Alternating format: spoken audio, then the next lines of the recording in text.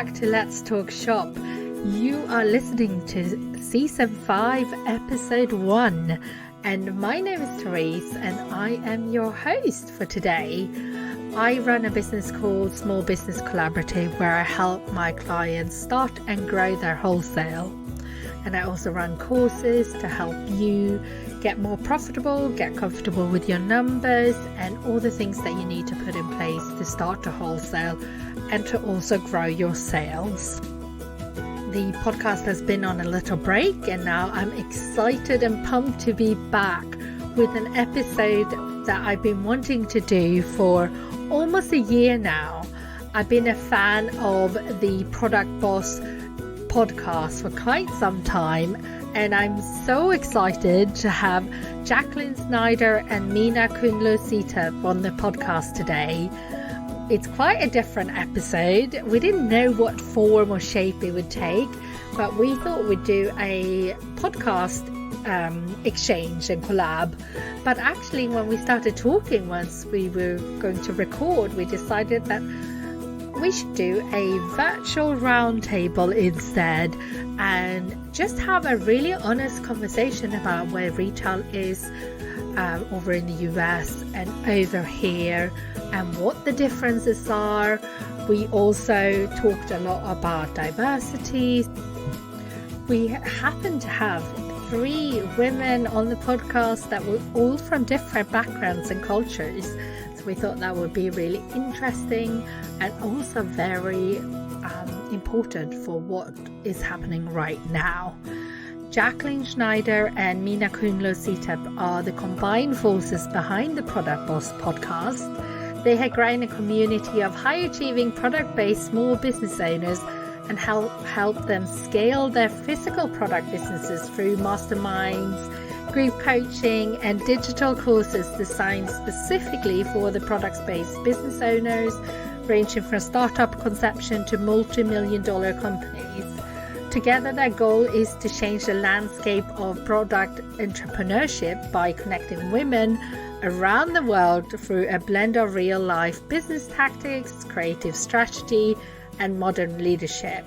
And I think they share so much brilliant advice, and they are real cheerleaders of our small business world. They also started a pledge, shop 1 in 5 from a small business, and I would love for you to all support that and go and have a look at what that means. I've linked it all in the show notes, and you can also find all of Jacqueline and Minna's details over there. But for now, let's get straight into the episode. Well, hello, friends around the world. This is going to be a really fun conversation amongst 2 podcasts and 3 product-based business coaches. So I am Jacqueline Snyder, and I have my co-host Minna on, and we are the co-hosts and co-founders of the Product Boss podcast. And we're excited to be sitting here around this virtual roundtable with Therese Ottenblad. She is the founder of the Small Business Collaborative and the host of Let's Talk Shop podcast over in the UK in London. So, hey, Therese, we're so excited to chat with you today. Hey, I'm so happy to be here today. It's so exciting. We've been talking about this for a while, so it's great to finally make it happen. You did such a great introduction, but for those of you who are listening from the UK or who normally listens to my podcast, the Product Boss is a podcast I actually followed before I started my business. So it's really amazing to be here today. And Jacqueline and Minna are great. They give so many tips. And really, even if you are based here in the UK and you sell mainly in the UK, they share so much valuable tips. So I definitely recommend their podcast. Thank you. And same to you. And so, we were going to actually do a podcast swap, which a lot of times podcasters do that. You'll hear us each on each other's podcasts. But we thought this might be a really fun, different type of podcast where we all sit down together and we discuss product-based businesses, things that we see working right now all over the world, maybe some things that we're seeing changing, especially over the course of 2020 and how the market's changed. Therese, you are an expert with retail Minna is an expert with Amazon and sort of the alternative way of selling. I definitely come from a more traditional sense like you, from the wholesale background and perspective. We've had our own product businesses. I think this is going to be a really fantastic conversation. Yes. Around the table and across the pond. Is that the saying? Yes. And a lot of different backgrounds too, not both culturally and, location wise. Let's actually start with that, since we're introducing ourselves to new audiences and new listeners. Let's kind of go around and talk about our backgrounds for those of you that don't know us, and even we could discuss, culture as well. Mm-hmm. You want to kick it off, Minna? Sure. Hi, everybody. This is Minna. So I am, like Jacqueline said, her co-founder of The Product Boss and her co-host of the Product Boss podcast. We also co-founded the Shop 1 in 5 Pledge, which is a pledge and a commitment to shop 1 in 5 of your purchases from a small business. That really came from pandemic times, but it's been amazing and wonderful and a great way for us to support our small businesses, our small product businesses, as well as, impacting the economy, even on a global level, all the way to the UK.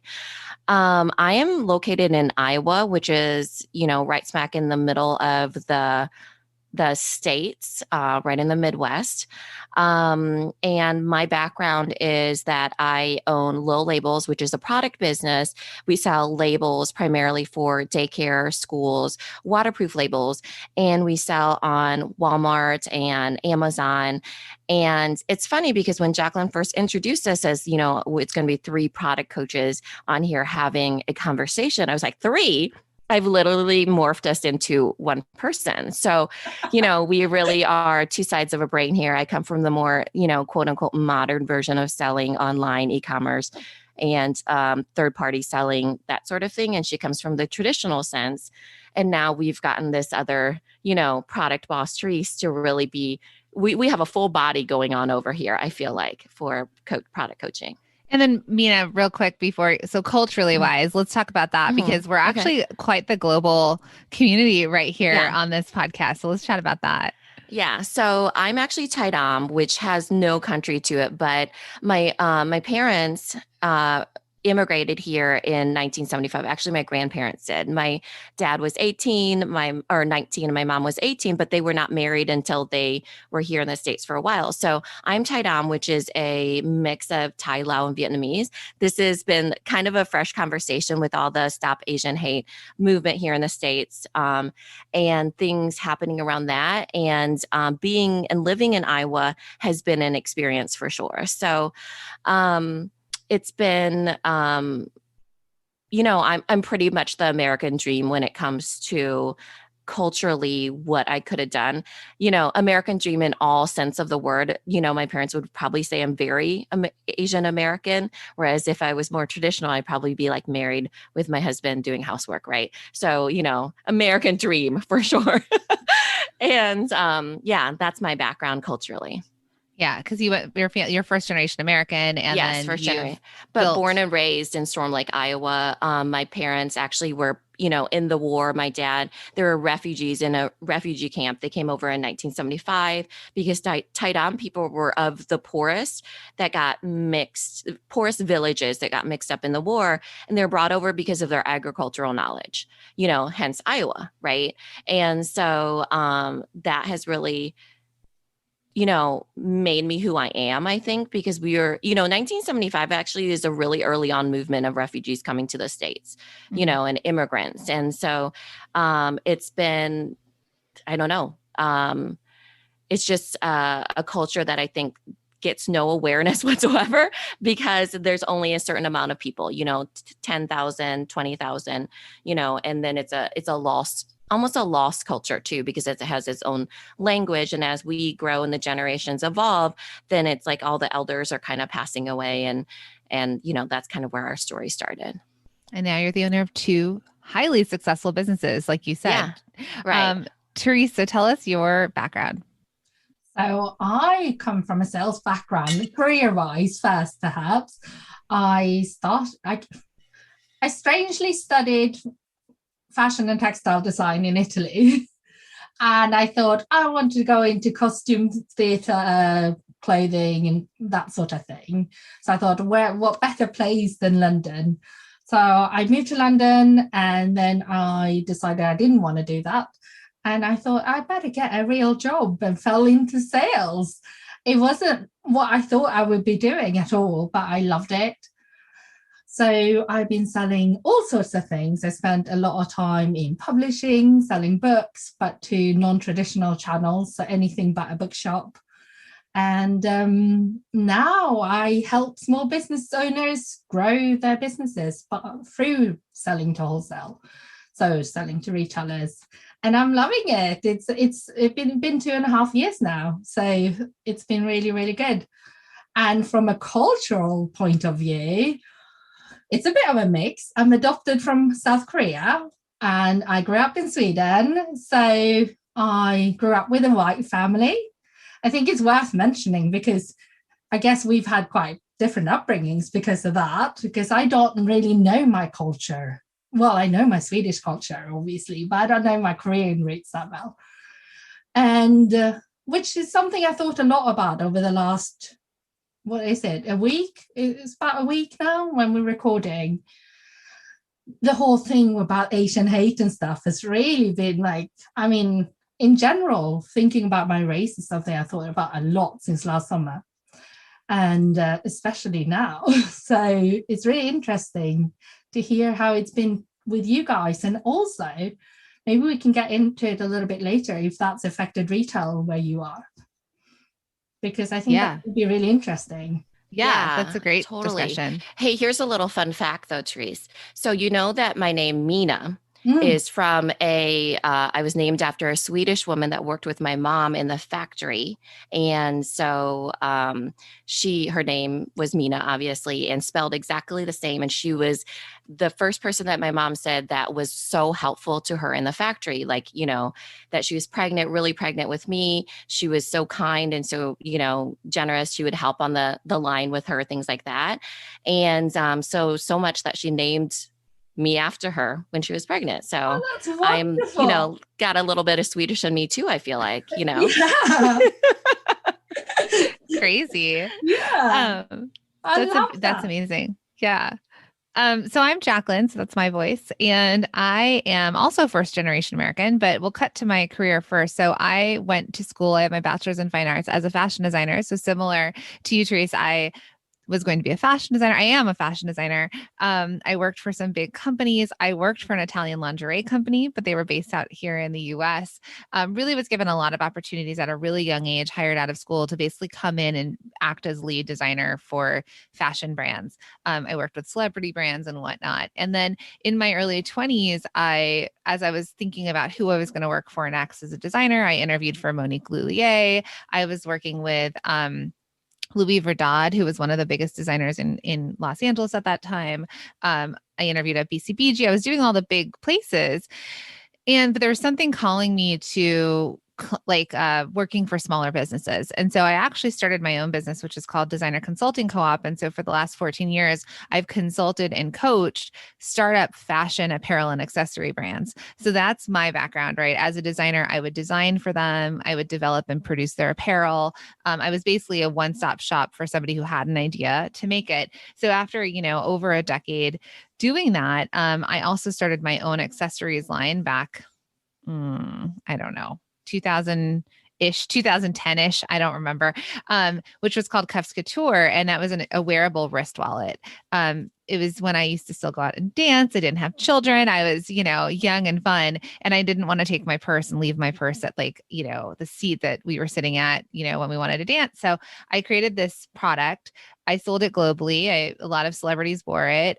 It ran its course. It was actually what brought Minna and I together because I was thinking about liquidating the product and contacted her because I met her in a Facebook group of fellow six-figure female entrepreneurs at the time. And she's like, you don't liquidate a product on Amazon, you grow a brand on Amazon. And that kind of kicked off her and my, lifelong relationship and then we turned into the Product Boss and we started this podcast and all of our courses and whatnot. So that's my lead into, I still have that business, but now I'm, like Minna said, the co-founder of the Product Boss, the co-founder of the Shop 1 in 5 Pledge.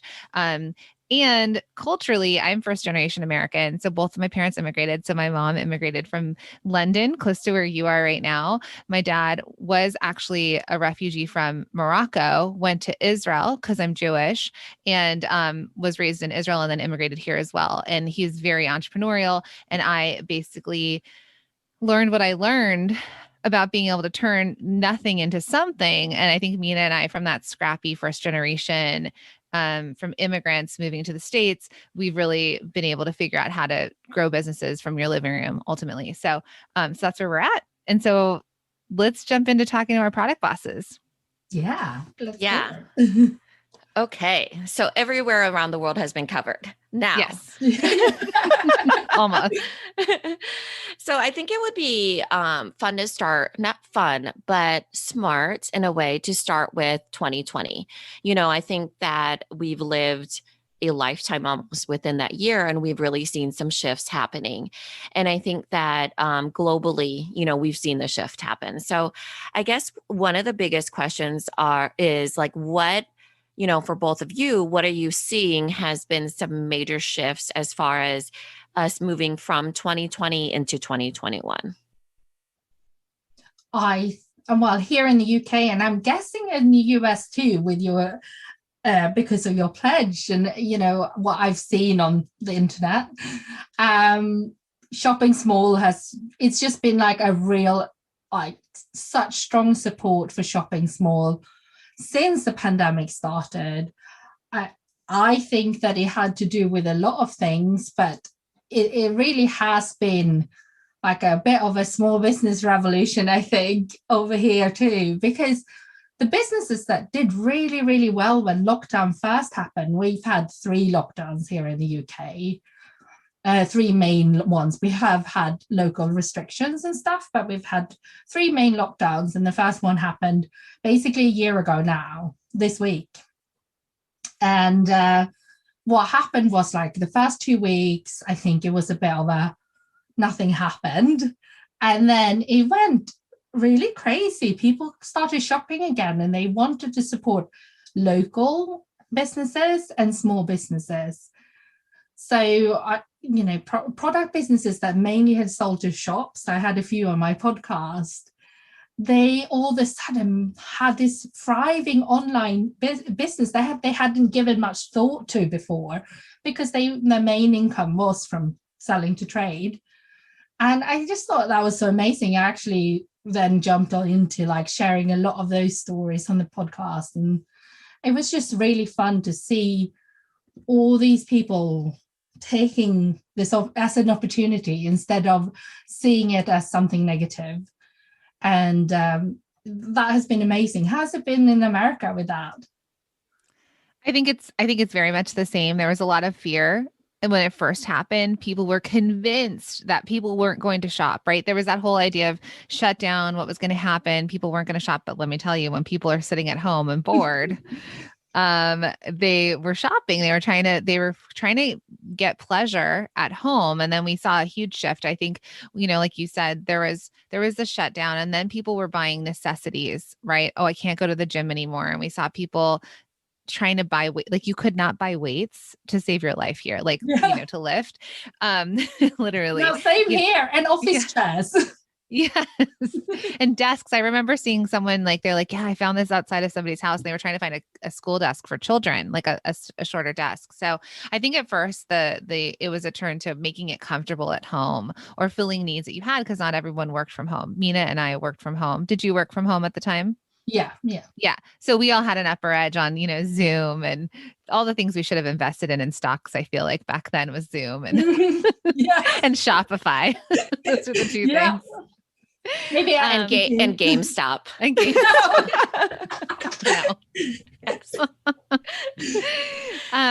So yeah, I think it was like that, those necessities, and the same thing.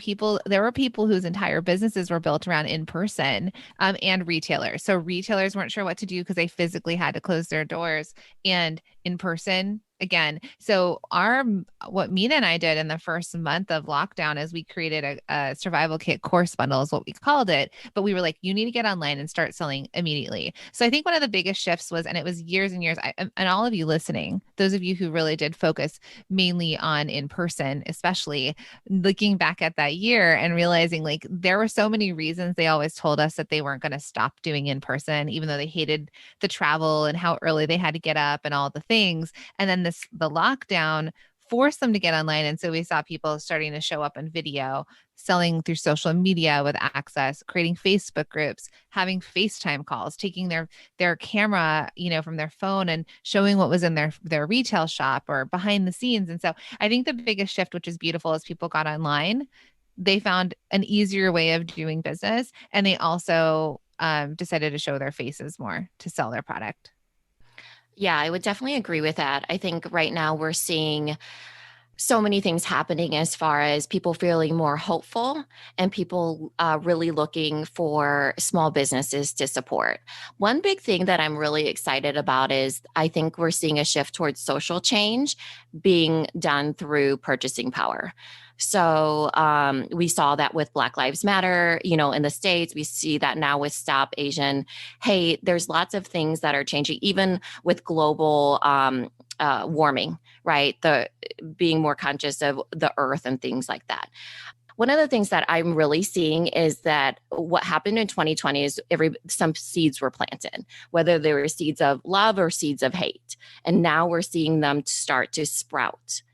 And so what we're seeing is things start to sprout as far as like when the pandemic first hit, things saying like, Kung flu and China virus. Well, now we're seeing those seeds sprout to now, a global or, at least in the States movement towards stopping Asian hate because of the hate that sprouted from there, and people reacting to that and using their purchasing power and their entrepreneurial ability and raising funds and getting behind something and really using their dollar in a more thoughtful way. And I believe that truly came from 2020. People are still in that change of reflecting on who am I really as a business owner, as a consumer, as a person living in my house, when my whole world was disrupted, what does it look like now? And what are the things that I'm using my voice for? So that's one of the things that we're really seeing, I feel like, is people are starting to use their voice and people are listening. And there's things sprouting from things that were planted, whether good or bad, from 2020. And one of the most beautiful things is that sprouted from that is people unifying as well, small businesses coming together, allies of different people coming together, just different versions of that are coming to light. And it's been a beautiful thing to watch too.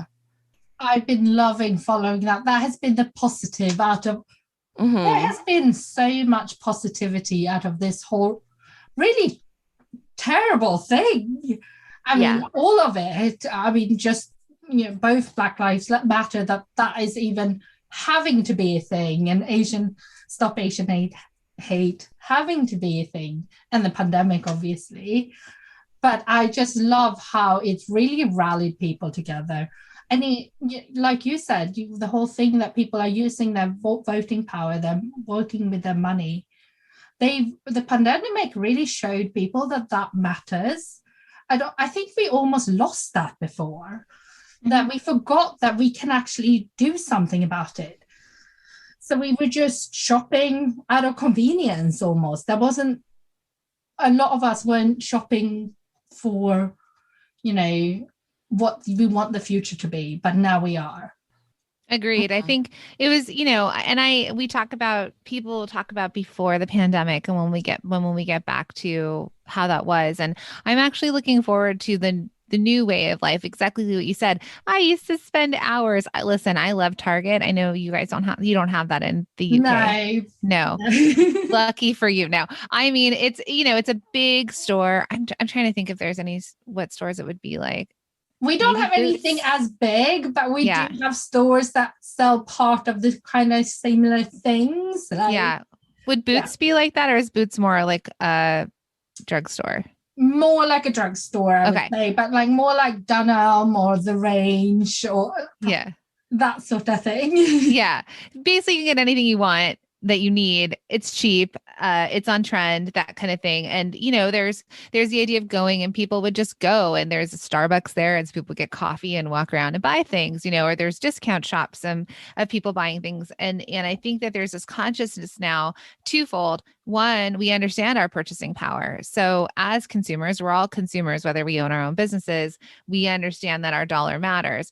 It's our governments, your government, our government has done so many things to keep small businesses afloat. And then in return, the consumer can also keep those small businesses afloat by purchasing from a small business. When you have that choice, if you're going to buy a candle, you buy a candle from a small business versus just going and getting one at the drugstore, for example.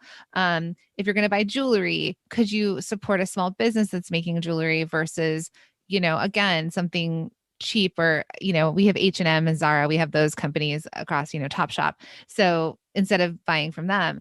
And then the other side of what we started to talk about was the social justice movements. So if we weren't sitting at home last year in June, the Black Lives Matter, BIPOC support, the sitting down and actually paying attention to some of the horrors that were happening in the world, right? We were so busy moving so fast that to pay attention and to actually sit with it. Like you said, we were at home. I mentioned, I'm Jewish. There's anti-Semitism all over the world. That is how it's been for my whole life and beyond. And then now with Asian hate and bringing forward that other thing of just realizing that people need to be kind to each other. And same thing, right? I think we're still very early in this movement. There hasn't been the same reaction yet that we had to BIPOC and Black Lives Matter. And then for us, we very much supported and used our platform to raise BIPOC-owned businesses, Black voices, and all that. And I think it's beautiful. I have two Asian women that I'm speaking to right now with two very, very different backgrounds. But also just the awareness there, right? That, and then what's going to happen moving forward. And I think slowly but surely, hopefully with all the hate that is happening at the same time, awareness of that, us looking at it, and us being able to continue to use our purchasing power to support minority-owned businesses, right? Because they truly, we're global. This conversation is global.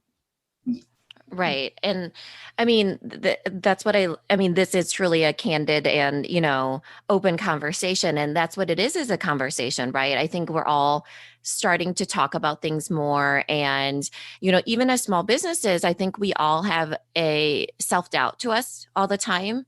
And I think that it takes talking about it with our voices, openly talking about it, and then finding other people that understand it as well. So when we're starting to see these changes, it's because people rally together, just like what you said, Therese, right? People rally together and they kind of take a minute to pause on everything. And I think as far as, thinking about even on a global level and owning small businesses and impacting small businesses, it just takes one person. So with all of you out there that are, unsure or have self-doubt or, don't feel like you're part of a bigger thing, you really are. Even when you think about, you are contributing to your household, really, even if you're selling something on Instagram, it seems silly and, fleeting almost. But then when you think about the actual impact, the footprint that makes, you're contributing to your household, that contributes to your local economy, the schools, the roads, that moves into the, national economy, then the global economy. So all of it is just this really big ripple effect that we're starting to see, that, the small business really right now is what is going to be, when we come together, the thing that really leads us into this new future that was way better, honestly, than what it was before, right? Just people with more of awareness of, we were forced to change, basically, and take care of each other. And also female-run businesses. Our audience is majority female. How's yours? Same. Yeah. So in the UK, because that's another minority, right? Like there's an old stat from Forbes that was like 2% of female-run businesses make it past $1 million, and we're on a mission to change that.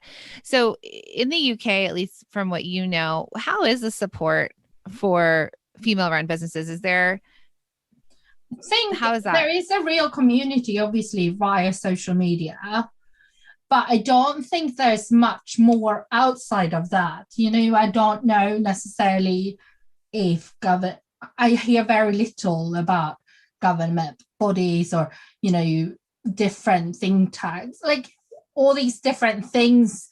There's not really a support network that we haven't built up ourselves, I think.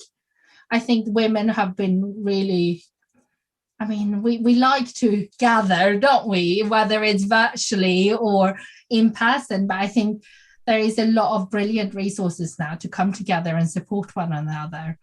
I don't think that is coming from the top, as in like if the government was the top at the moment, but hopefully they will start listening more. And I think someone told me that 73 product businesses start in the UK every single day at the moment, which is amazing. And a lot of them are female led. I bet that is a lot more than the 2%, I think. Yeah, at least where we're going to be a few years from now, right? With hitting that $1 million business and beyond. Is there, I feel like this is a silly question. Is there that wage gap of, women making 80 cents to the dollar of a man over there in the UK? Or is it more, is the gap closed? No, I think it's very much. And I feel it's like, and unfortunately, I think that women they don't always get taken serious when they start their businesses.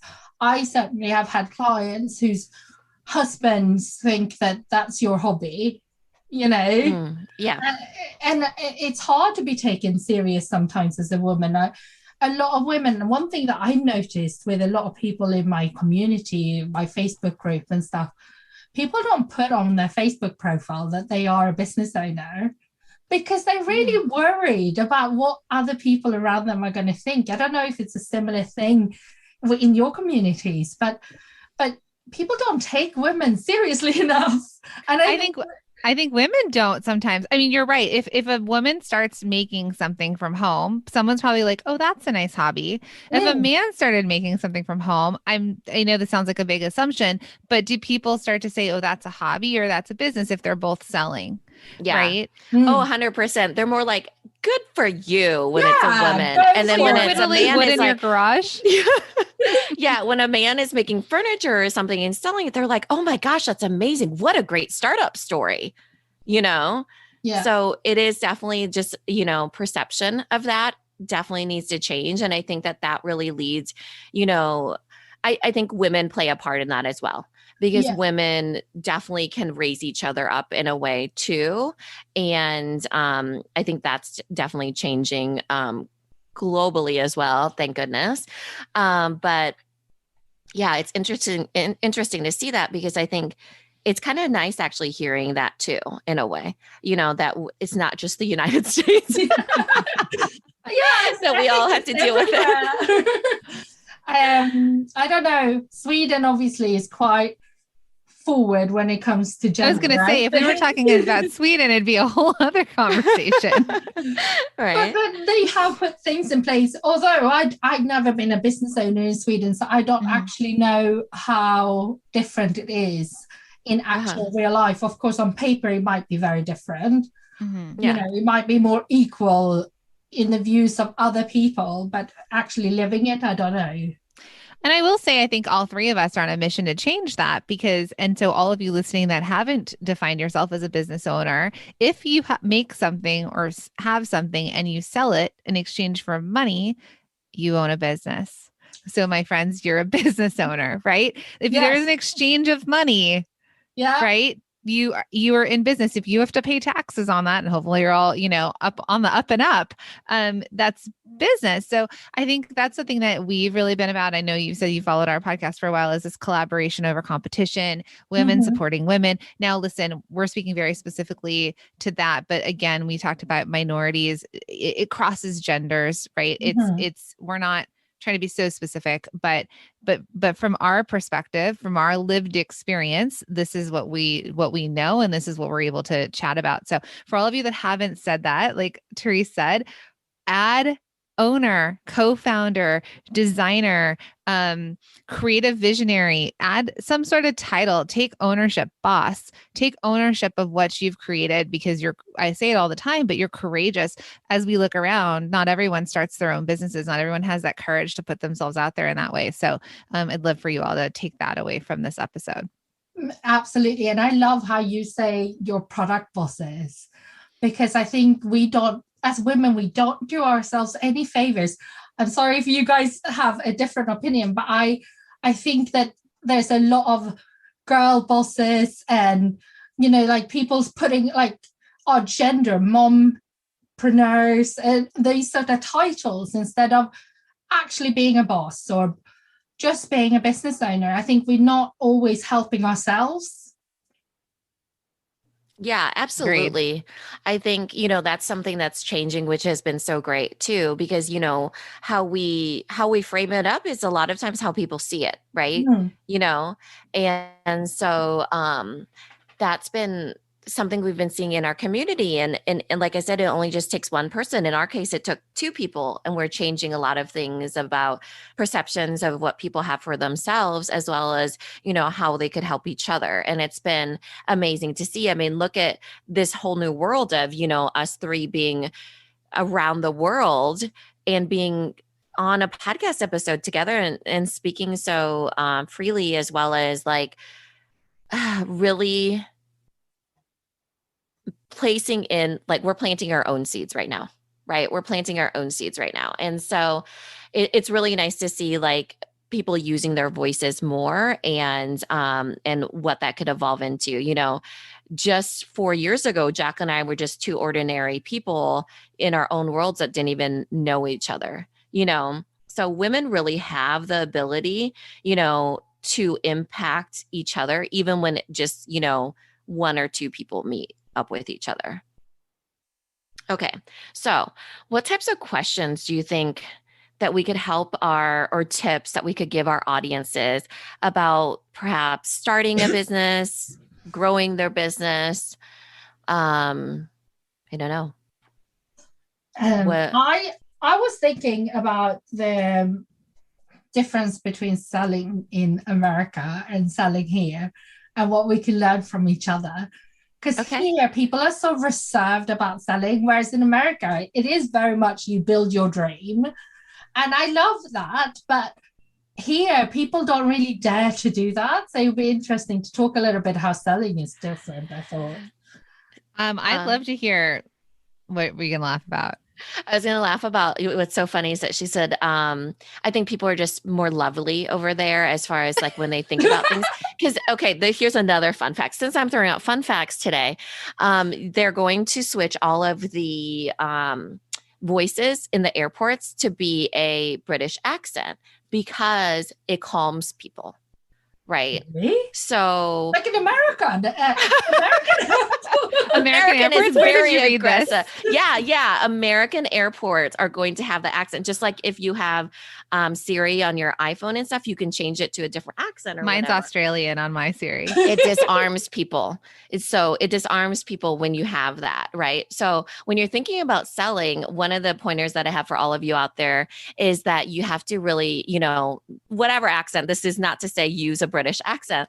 This is to say that no matter what, it's the same thing. But in order to disarm people without the accent, you have to give value and sell, not give value, then sell. And I think selling has that dirty connotation or whatever to it, the aggressiveness or whatever it is, but it's not.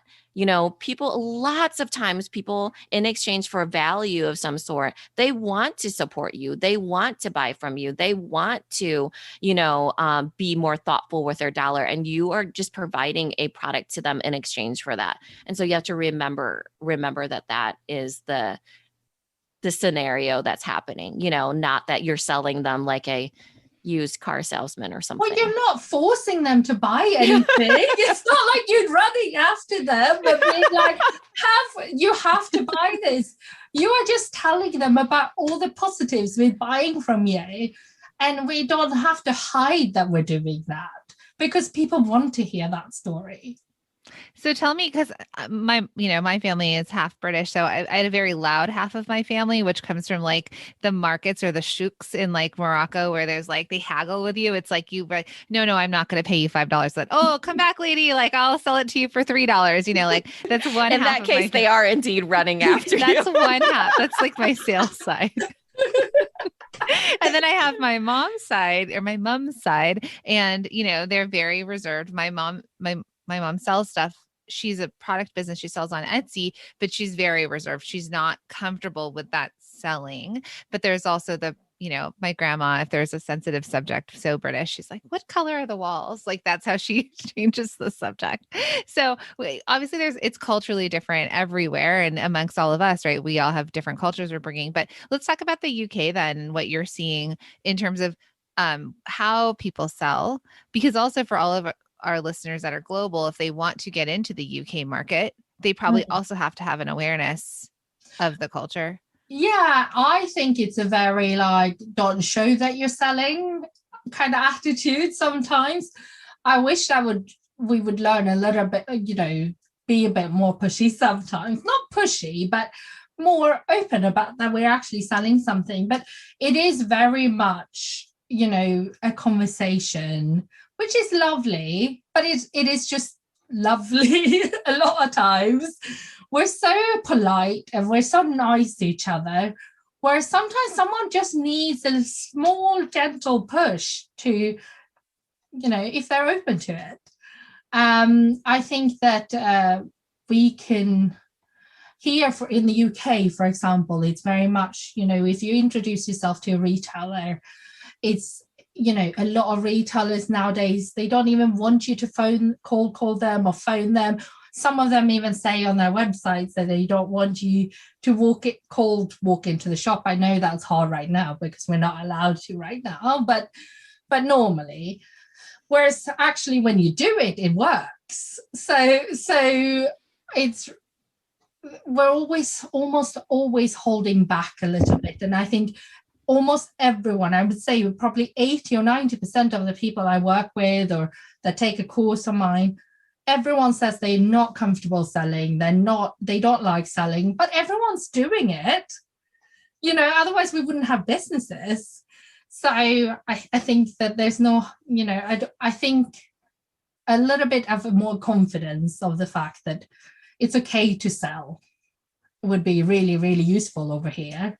And what I hear you saying too is that it's obviously being aware of like the cultural norms and being more polite but the zig and the zag, right? So while you could follow what everyone says and don't come in, it feels like probably the risk takers are going to be outside the norm and actually might get attention. If you're still polite, if you're still offering, like you said, value, if you know that your product would be exceptional in their store, that their customers would want it. So I think when people are thinking, and this is in the States as well, if you're thinking about approaching, we say that a cold call should never be cold. It should be warm on your side. So if you go to a store and you're going to approach them, it's the idea of why would they need your product? Why would their customer need your product? Connect the dots for them. And then it's as if your product's helping them, right? Yeah. Versus them helping you. You're like, I have this and, I sell to a lot of people in this town, or I see that you're missing this on your shelves and we have this great response. So I think it's exactly what Minna said initially with value, whether the value goes to your, like, what type of customer? Is it the buyer or is it direct to consumer? If you are offering the value of how it makes their lives better or will bring them money, for example, then it's an easier yes. Yeah, I think for sure. I love that. For sure, I think it's a cultural thing. I think I always grew up not being able to ask questions. Literally, we weren't allowed to ask questions. So for me, it was very hard for my personality in order to feel like I was selling. And I think I had to reframe it in my own mind. So for me, it was more like, okay, here's some suggestions. And so instead of selling, like, it's not a hard sell, it's here's some suggestions on what I could give you, because most people are looking for something and you're just helping them in what they need. Also, I love, I'm glad that Jacqueline brought up that it should never be cold. It should be warm, because you certainly, we have signs all around here that are like no solicitation, right? So you could go in there and just it's really like you're meeting those store owners' needs. You could go in there, obviously having done research, so that it's something that you're solving a problem for them, and you could set up a appointment with them, for example, to come back. It doesn't have to be like you're entering that store and you have a jacket full of watches and you open up your trench coat and you're like, which one do you want? You have to reframe it for yourself, and that it is truly a relationship, and you would never do that in normal circumstances, to be lovely or not to be lovely, but always, like, I think that when you give somebody a recommendation or a suggestion, you start attracting that person and you start repelling that person. And those people you can kind of gauge, ooh, they're attracted to this, or hey, not their vibe, not their thing. They don't want that right now. And then you do not chase those people, you let them walk away. And also, why invest time in that? Invest time in the ones that are interested.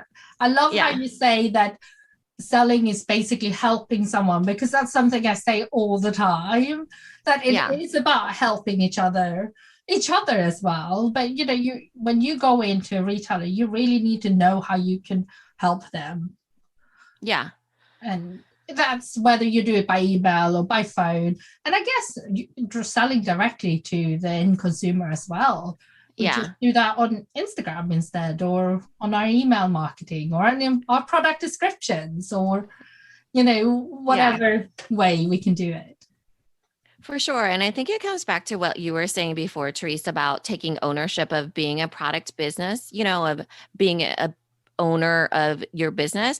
Then you come from it from a confident standpoint. You're reframing it like, you are a business, right? And then they hear it differently than instead like you're peddling goods and it's really you are just some person off the street, for example, So I think it takes a little bit of self-development in order to get to that, because people will always say, I don't love to sell. You're not selling. You're a business owner that's providing services or goods, and you're offering it to people. It's not like your job is just to sell. Your job is many things, but you have to first take ownership of that. I own a business, and people want that from me. Yeah, I think it's very much about relationships. If you're thinking about direct to consumer, what relationship do you have with your customer? Speak to somebody specifically when you're showing up online and creating a relationship with your audience, right? When they actually interact with you and you have those customer service conversations, each person, it's a relationship. I think pre-pandemic, we were talking about it, everything got so big. Relationships were starting to feel like they didn't matter. We were disconnecting a bit from people. We were trying to be bigger and broadcast to more. And it wasn't about these individuals. And I think another big thing is, my husband talked about this actually a few days ago. One of our product bosses, it's Clean and Dirty. She sells face creams. She's amazing. And she gives you all this information. And if you ask questions if you DM her on Instagram, she'll tell you what you need to know. He, on the other hand, though, found this one product or skincare line for men. He was really into it. He really wanted to buy it, but he had some questions and he DM'd them. Radio silence, no response. They're kind of a bigger company, but I don't think they have more than 100,000 followers, but they're not in their DMs for customer relationship management. So he was like, well, you've lost my business. And now he also is buying the same skincare that I'm buying from Clean and Dirty, for example. So I think that there's something really important here to realize. People needed stuff. People need information. They have a relationship. We aren't able to walk into as many stores anymore and talk to the person at the sales counter. So how can you do that virtually? And I think the same goes with retailers. It's a relationship. Because if you make them money and they make you money, entire businesses are built off of relationships between the buyer and the brand. And so it's the same thing, right? Because the whole idea here is, lovely isn't going to pay the bills. Quiet's not going to pay the bills. None of this is going to pay the bills. And we're all in business to pay the bills. Yeah. Right. And it's perfectly fine to sell. You can still be lovely and sell things. You can still be kind and quiet and sell things. You have to get that out of your head that it's one or the other. One of the not sales techniques, but I wanted to just give a story too. I recently bought Bodewell Skin. It's a skincare line as well for people who have eczema and psoriasis. It's psoriasis is like an autoimmune skin condition. Excuse me. And so I tagged them, doing the unboxing. Oh my goodness. I tagged them doing the unboxing on Instagram, and they actually DM'd me back telling me a tip. And they were like, make sure you apply. I forget what they said, twice a day or something like that. And I was like, oh my gosh, thanks for the tip. I'll let you know how it goes. And it felt like, that it wasn't just like I tagged them, they reposted and that was it. It was literally that they DM'd me a tip, and I felt like I was seen a bit more. And it was just that little tiny bit of time. And I mean, you could put that into a canned response even if you really needed to for a bigger business. And what a way to build loyalty. Yeah, exactly. You feeling that seen, it's amazing. Like, it's a good I have a question. way to retain customers. And it's kind of going off of that. And so it's a question for you, Therese, is what do you see happening for product entrepreneurs, for product-based businesses for 2021 and moving forward? What are some trends that you think we can talk about for people to be aware of, or big shifts or changes? I think one shift that is going to happen is that big businesses are going to have, of course, when we say big here in the UK, a big business has hundreds of stores. In the US, if we're talking big business, they have thousands. But I think that one thing that are going to happen is that, the big guys, they've seen how well the smaller guys has done during the pandemic. And they haven't done very well. They haven't moved quickly enough. They haven't been agile enough. They haven't responded to important issues that people are caring about enough.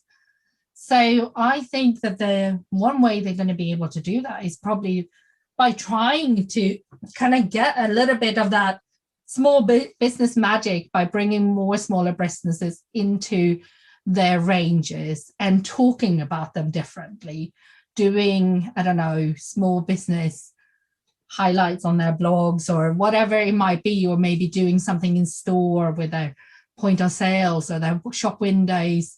They're going to have to do something to be more interesting, because to be honest, they're a bit boring now, aren't they?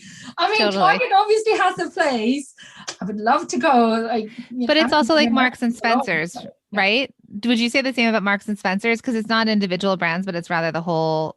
Yeah. And they lost their personality. They don't know what they are right now. And they're definitely not what, people care about right now. So they need to do something about that. And I think that's going to open up opportunities for small businesses that can meet their demands. So I think that, people, if that's your aspirations as a brand owner, I think you can work towards that and make sure that you're ready for that and pitch for that. I agree. We're seeing that in press too, like some of the major morning shows here that are, national morning shows. They've really been leaning into the small business story. Here's what I want to tip for everybody. Okay. Trends go in and trends go out. And unfortunately, big business sees small business as probably a trend right now until it's not, right? We all cycle. It's cyclical. So what I do want to say too is that it's our opportunity right now to really, you all could catapult and we could years. What am I trying to say? It might take years to get the momentum that you could get right now in a much shorter amount of time because of the awareness and attention to small business. So if this is something you want to do, I would say that this year, 2021 especially, is the time to go in and take those opportunities, because that could be the thing that then sets you up year over year to be recognized and to get your foot in the door now. Because with a lot of these big retailers, it is about getting your foot in. So if you can then prove yourself as a reliable supplier, and you continue to innovate and come up with new products, there's no reason why they wouldn't want to continue to do business with you, even if trends move on. Unfortunately, a moment is now, like you said. I really believe that too. Yeah, for sure.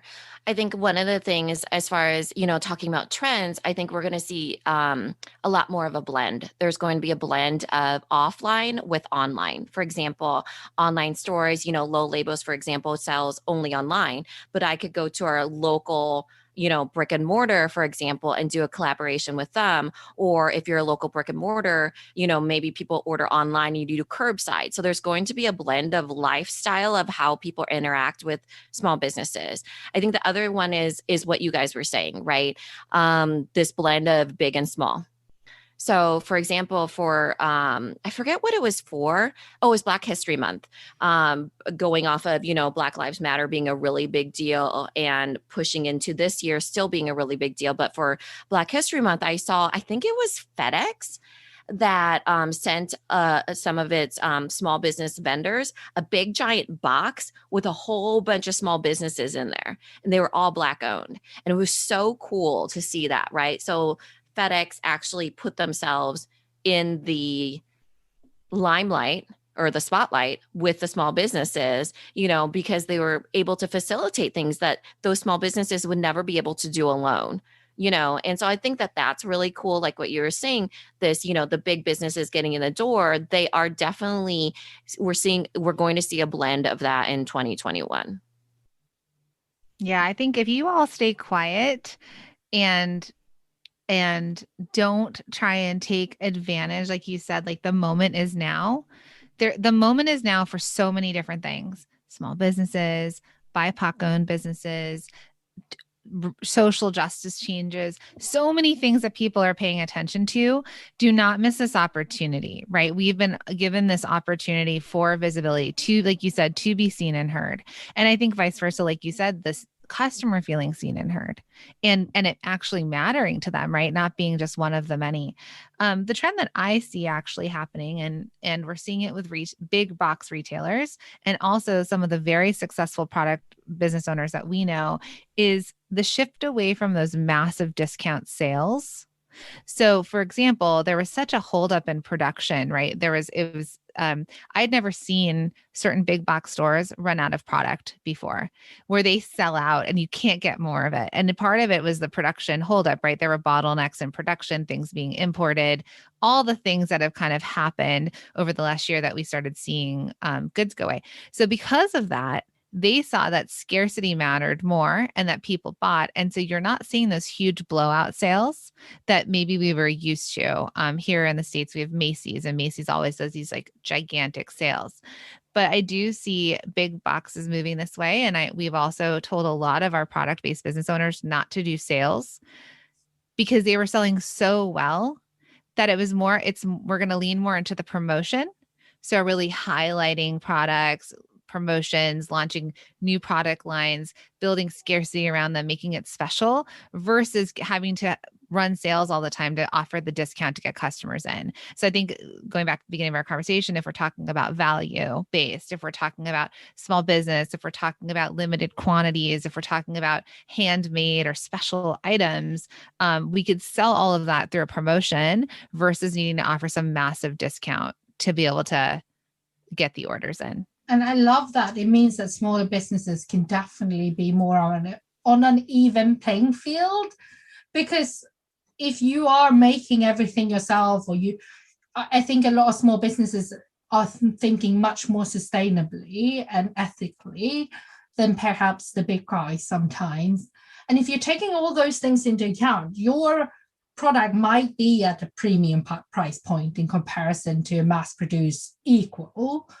So I think maybe customers are price sensitive, but they're willing to pay more for the right product now, which I think is really interesting.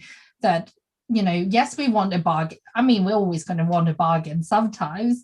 But if a business has done a good job of communicate their values and promoting themselves, like you were saying, Jacqueline, then people will still buy, because even if you're pricier.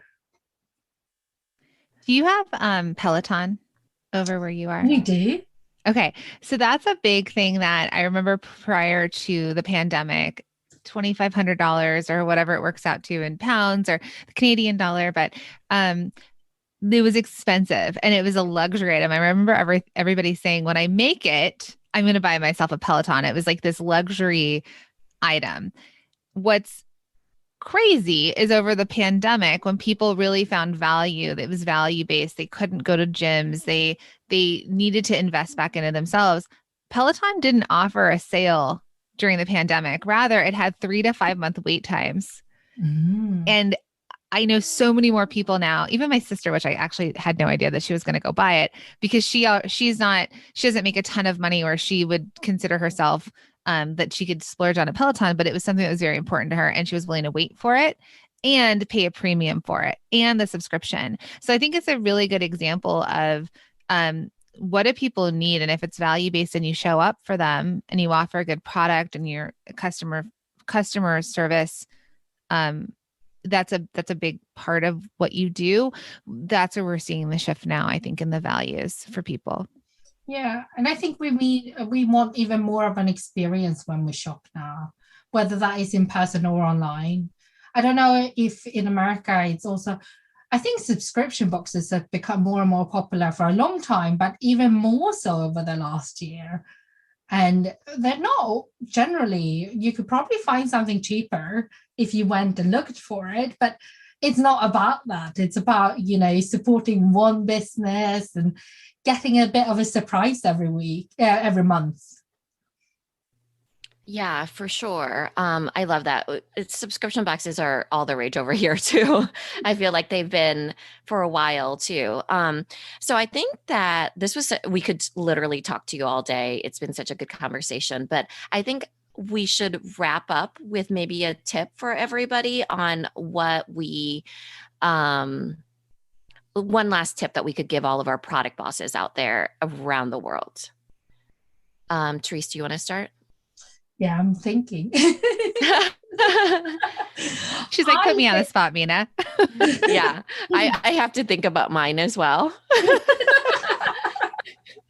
Or maybe your favorite tip that we spoke about today or something. I was thinking about that. I think that if everyone that is listening, I think there's one thing that I would love, and I think Jacqueline, you were saying too, if you'd only take one thing away from our conversation, that, our moment is now, and own the fact that you are a business owner, and,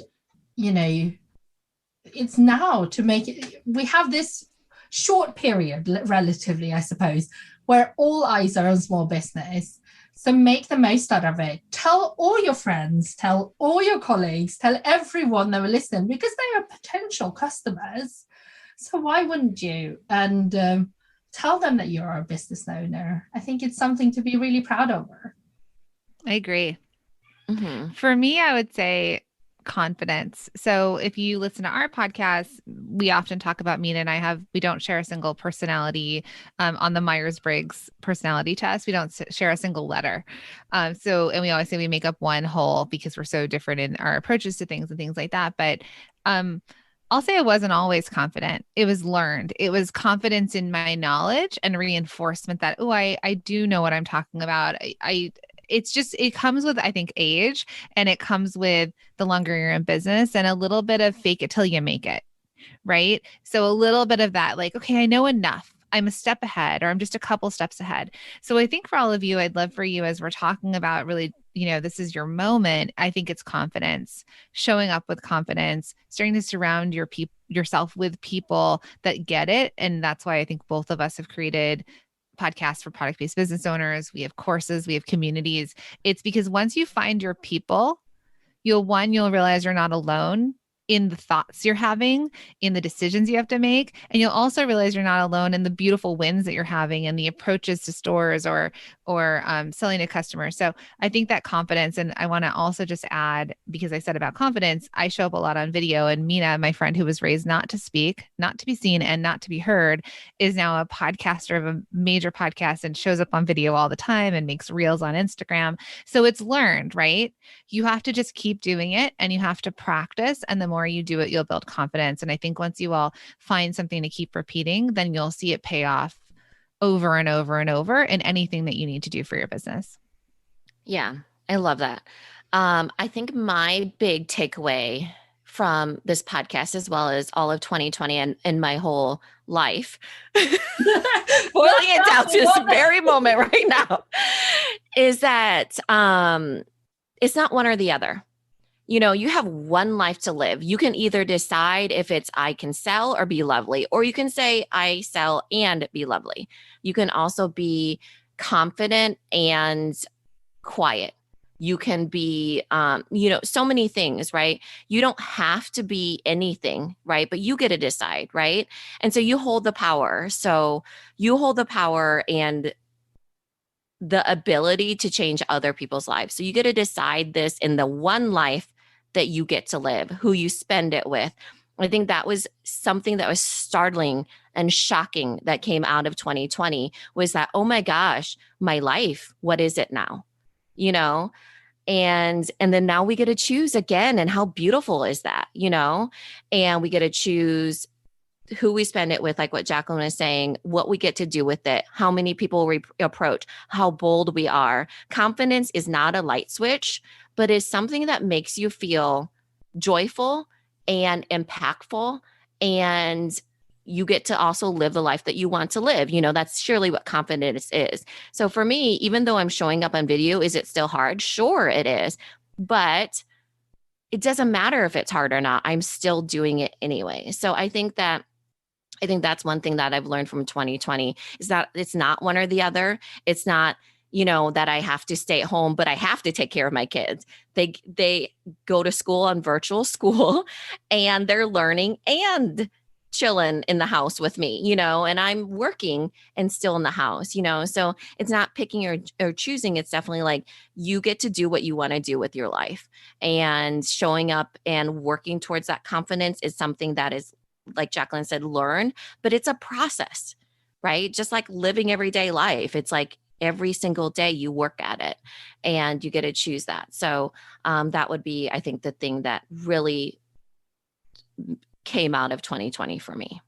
I love that. I think that's so good. The confidence thing, because I recently did a reel where I was dancing on I never thought I would be dancing on the internet. I love it. I'm going and looking for that. I did one too where I was dancing and I was like, who am I and what have I turned into? And I would have never had the confidence to do that before. I mean, like even a few months ago. Yeah. We're doing what it takes, right, to grow our businesses. So, all right. So I'll let you all know how to listen to our podcast and how to connect with us. And then Therese, if you want to let everyone know as well. So for those of you that are new to us, we are the Product Boss Podcast. If you're listening, just head on over and subscribe to the Product Boss Podcast anywhere you listen to podcasts. That's where we're at. We also invite you to take the Shop 1 in 5 pledge with us, because it's great for you. Like we said, we're all consumers. And also as small business owners, it's great to share this information with your customers. So if you head over to Instagram, it's shop, the number 1 in 5, the number 5, shop 1 in 5, follow us. We post a lot of things on there for you to reshare with your community. And it's a global movement. And let's ask our consumers, our friends and family to try and make 1 in 5 of their purchases from a small business online or offline. So this is lovely. Yeah, I love that. I'm going to, I already followed, but I'm going to go and do sign up and share about it too. So those of you who are new to Let's Talk Shop, Let's Talk Shop is on pretty much every normal platform, podcast platform out there as well. And you can come and follow me over on Instagram. I share a lot of tips and dancing now. Over on Instagram, I'm small_business_collaborative, just to make it extra tricky. And I do share quite a lot of tips over on my blog as well, which is just smallbusinesscollaborative.co.uk. And yeah, it's been wonderful to speak to both of you. I really enjoyed it. And you never know where conversations are going to go. And I really enjoy that it's been this open conversation about things that not everyone are comfortable talking about. So really enjoyed that. Agreed. And we'll put it all in the show notes for everyone to find. And I just want to add on that we've been trying to get on each other's podcasts for, I feel like, a year almost. And so the beautiful thing, and exactly what we've talked about in this conversation, is what's come out of 2020 is sitting down and having these authentic conversations and connecting with people across the world. So I've so enjoyed this. I know Minna has too. And we want to invite all of you to continue to explore your own communities and have these conversations as well. So thank you so much. Yeah, thanks everybody. Thank you so much, everyone, for listening. And thank you so much, Jacqueline and Minna, for having a chat on the podcast and doing this roundtable with me. I really enjoyed it. And I hope that all of you who are listening enjoyed it as well. If you did, it would be amazing if you can please share and rate and review the podcast over on Apple Podcasts. It really helps the podcast being discovered by more people. And of course, I would love to see where you're tuning in. So tag me over on Instagram. I'm small_business_collaborative. And I hope that you have a brilliant week. I have some great guests lined up this season, and the podcast will be back next Monday with episode 2 for season 5. Thank you so much for listening.